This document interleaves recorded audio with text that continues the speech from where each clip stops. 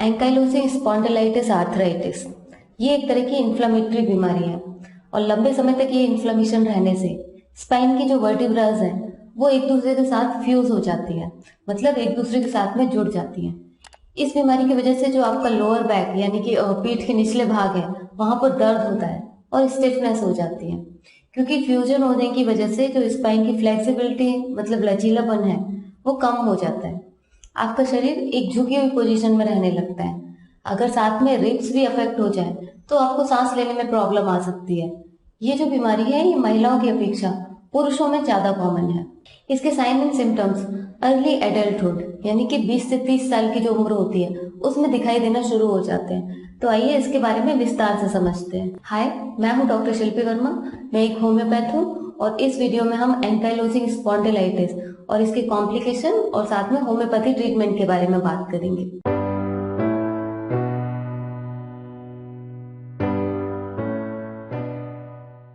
Ankylosing spondylitis, इस शब्द के अर्थ को समझें तो एंकाइलोजिंग का मतलब है कि बोन्स का या हार्ट टिश्यूज का आपस में फ्यूज हो जाना, और स्पॉन्डिलाइटिस मतलब है स्पाइन की बोन्स यानी कि वर्टिब्रास की इन्फ्लेमेशन। ये एक रेयर टाइप की आर्थराइटिस है जो कि पीठ में दर्द और स्टिफनेस पैदा करती है।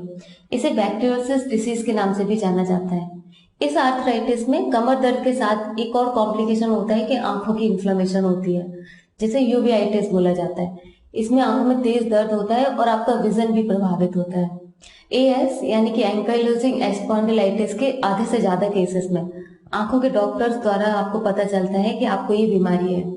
इस बीमारी की शुरुआत मुख्यतः लोअर बैक से होती है और जो फिर धीरे धीरे आपकी गर्दन तक फैलती है या और ये शरीर के दूसरे भागों को भी प्रभावित करती है। स्पेशली ये जो जॉइंट्स होते हैं वहां पर ये इसका इफेक्ट ज्यादा होता है। और जब ये कंडीशन सीवियर हो जाती है तो शरीर में हमेशा के लिए एक झुकाव आ जाता है। ऐसे में दवाइयों की मदद से और एक्सरसाइज की मदद से आप अपनी बैक को स्ट्रॉन्ग रख सकते हैं। अगर इसके कारणों की बात करें तो अभी तक इसका एग्जैक्ट कारण जो है वो पता नहीं चला है, लेकिन एक्सपर्ट्स का मानना है कि ये जीन से संबंधित बीमारी है और जो ज्यादातर लोग एएस से पीड़ित होते हैं उनमें ये जीन पाया जाता है जो HLA-B27 नाम का एक प्रोटीन बनाता है, और फिर ये आपके इम्यून सिस्टम पे अटैक करके कुछ कॉमन बैक्टीरिया के प्रभाव को बढ़ा देता है, जिससे कि फिर एएस के सिम्टम्स डेवलप हो जाते हैं। अब एएस के साइन एंड सिम्टम्स की बात करते हैं। ये आपके सैक्रोइलियक जॉइंट से शुरू होता है जहां पर स्पाइन जो है पेल्विस से जुड़ता है। ये बोन्स के जोड़ को बनाए रखने वाले टेंडन्स और लिगामेंट्स को भी अफेक्ट करता है, और फिर जो वर्टिब्रास है वो भी एक दूसरे के साथ फ्यूज करता है। आपके लोअर बैक, बटक्स, कंधे, हाथों में, पसलियों में यानी कि रिब्स केज में और थाइस में, पंजों में और एड़ियों में भी जो है ये स्टिफनेस पैदा करता है। अधिकांशतः साधारण कमर दर्द में आपको आराम करने से जो है आराम मिल जाता है, लेकिन एएस में इसका उल्टा होता है। जब भी आप आराम करते हैं तो आपका तकलीफ जो है वो बढ़ती है, इसलिए आपको सुबह के समय और लंबे समय तक बैठे रहने के बाद उस समय पे दर्द जो है वो बढ़ जाता है। आपकी रीढ़ बहुत सख्त हो जाती है और आगे की तरफ थोड़ा झुक जाती है और आपको थकावट होती है। आपको जोड़ों में सूजन हो सकती है, सांस लेने में तकलीफ हो सकती है और अलग अलग व्यक्तियों में कुछ अलग सिम्टम्स भी हो सकते हैं साथ में। और बीमारी की प्रोग्रेस भी अलग अलग हो सकती है, जैसे कि कुछ लोगों में ये बीमारी बहुत तेजी से बढ़ सकती है और कुछ लोगों में धीरे धीरे बढ़ती है, तो ये उनकी इम्यूनिटी पे निर्भर करता है। अब अगर इसके कॉम्प्लिकेशन देखें तो ये पूरे शरीर में इन्फ्लेमेशन पैदा कर सकती है, जैसे कि स्पाइन के केसेस में कुछ वर्टिब्रास जो है वो कमजोर हो जाती है, जिसकी वजह से फिर फ्रैक्चर्स भी आसानी से हो सकते हैं। ये डैमेज्ड वर्टिब्रा स्पाइनल कॉर्ड के अंतिम छोर पे जो नर्व्स का ग्रुप होता है, जिसे कॉर्डा इक्वेना कहते हैं, उस पर दबाव डालते हैं, जिसकी वजह से जो आपके बॉबल मूव कंट्रोल करने में दिक्कत हो सकती है, सेक्सुअल प्रॉब्लम्स हो सकती हैं और रिफ्लेक्स भी लॉस हो सकते हैं। अगला एक कॉम्प्लिकेशन होता है कि आंखों पर लगभग 40% लोग जिन्हें एएस होता है उन्हें यूवेआइटिस भी होता है। तो इस तरह से आंखों के इन्फ्लेमेशन होने पर आंख में दर्द होता है और जो विजन है वो धुंधला हो जाता है, मतलब उन्हें ब्लर दिखाई देता है और आंखें जो है वो चमकीली रोशनी के प्रति संवेदनशील हो जाती हैं। एक और बहुत रेयर कॉम्प्लिकेशन होता है कि एएस की वजह से जो आपका एओर्टा है, जो कि बॉडी की सबसे बड़ी आर्टरी होती है, उसमें एनलार्जमेंट हो सकता है।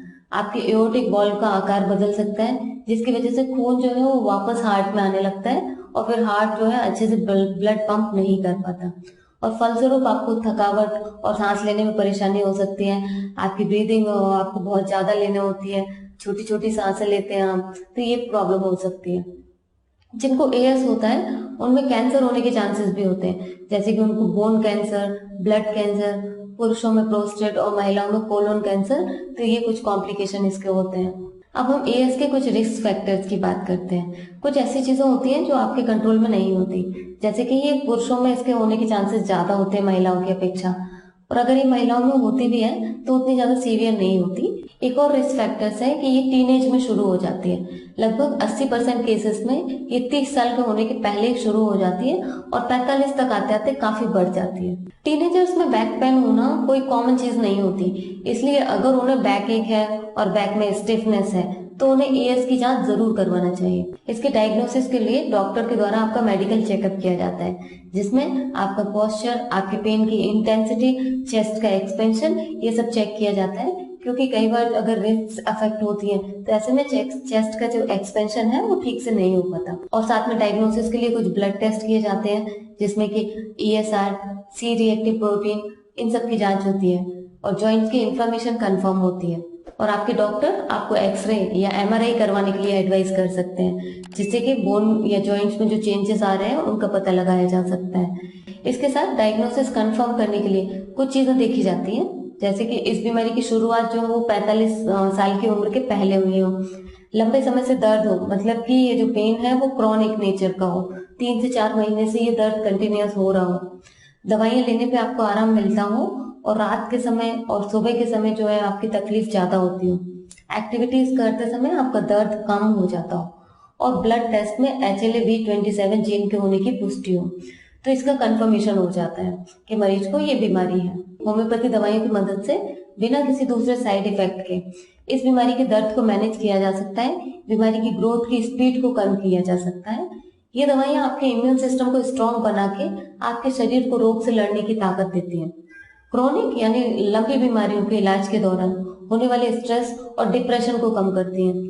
होम्योपैथी में एएस के इलाज के लिए कुछ दवाइयां यूज की जाती हैं, जिनमें से कुछ प्रमुख मेडिसिन है एलोक्सिनम, mandragora officinarum, carcinosin, medorrhinum, tuberculinum R and bambusa A. तो इन दवाइयों से इस बीमारी की सिम्टम्स को काफी हद तक मैनेज किया जा सकता है। तो ये कुछ प्रमुख दवाइयां हैं जो एएस के केसेस में यूज की जाती हैं। इसका सिलेक्शन डॉक्टर के द्वारा किया जाता है। आपकी जो भी सिम्टम्स हैं और आपकी जो सिचुएशन की सीवियरिटी है उसके अकॉर्डिंग डॉक्टर आपको मेडिसिन की पोटेंसी बताते हैं, और आपको कितने दिन तक दवाई लेना है, कैसे ये दवाई लेना है, वो सब आपको डॉक्टर बताएंगे। तो इसके लिए आपको आप किसी कुशल होम्योपैथी डॉक्टर से संपर्क करना है और परामर्श लेना है। अब लास्ट में कुछ ऐसे लाइफस्टाइल की बात करते हैं जिसको अपनाकर आप अपने रोज की दर्द की समस्या को कम कर सकते हैं और अच्छा फील कर सकते हैं। जैसे कि आपको रोज कुछ वक्त जो है एक्सरसाइज के लिए देना है। आप जितना एक्टिव रहेंगे आपकी फ्लेक्सिबिलिटी उतनी बनी रहेगी। जैसे कि आप योगा कर सकते हैं, स्विमिंग कर सकते हैं, वो भी एक अच्छा ऑप्शन है। आपको ओमेगा 3 फैटी एसिड से भरपूर खाना खाना है। कोई खाने की चीज अगर आपको दिक्कत करती है तो उसे आपको अवॉइड करना है। आपका वजन जो है वो आपको कंट्रोल में रखना है, क्योंकि वजन ज्यादा होने की वजह से भी जो जॉइंट्स है उन पे स्ट्रेस होता है और दर्द बढ़ता है। आपको मसाज, मेडिटेशन, योगा, काउंसलिंग इन सबको फॉलो करना है, तो आपकी जो शारीरिक और मानसिक थकान एवं स्ट्रेस है उसमें आपको काफी रिलीफ मिलेगा। आपके जो स्टिफ जॉइंट्स है वहां पर आपको हीट और कोल्ड एप्लीकेशन करना है। अगर आपको कोल्ड से आराम मिलता है तो आपको कोल्ड एप्लीकेशन करना है, हीट एप्लीकेशन से आराम मिलता है तो हीट एप्लीकेशन करना है। तो इससे जो आपके जॉइंट्स हैं वो रिलैक्स होंगे। और साथ में आपको दवाइयां टाइम पे खाना है, तो आपके एएस के साथ में भी आप फ्लेक्सिबल रह पाएंगे और आपकी बीमारी को कंट्रोल में रख पाएंगे। तो फ्रेंड्स, इस वीडियो को हम यहीं पे समाप्त करते हैं, और आपका अगर कोई सवाल है तो कमेंट्स में जरूर लिखें, और आने वाले ऐसे ही दूसरे वीडियोस के अपडेट्स पाने के लिए चैनल को सब्सक्राइब करना ना भूलें। और अब हम मिलते हैं नेक्स्ट वीडियो में। तब तक के लिए आप सभी अपना ध्यान रखें और स्वस्थ रहें।